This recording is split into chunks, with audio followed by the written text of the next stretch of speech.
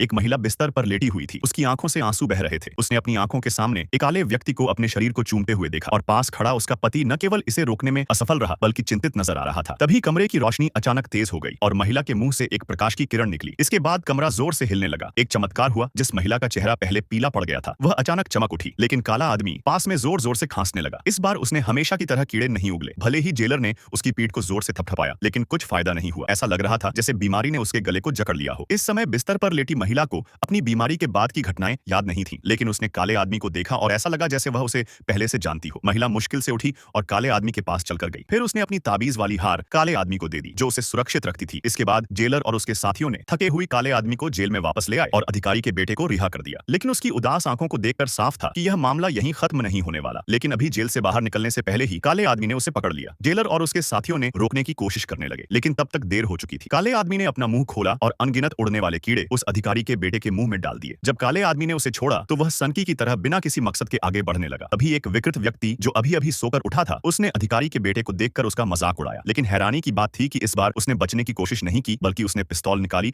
और उस विकृत व्यक्ति पर पागलों की तरह गोलियां चलाने लगा। जब जेलर और उसके साथियों के साथ उसे पकड़कर जमीन पर गिराया, तब तक उसकी बंदूक की गोलियां खत्म हो चुकी थीं। तभी अनगिनत कीड़े उसके मुंह से निकलकर हवा में गायब हो गए। इस कहानी में इतना ही। नेक्स्ट पार्ट के लिए लाइक और सब्सक्राइब करें।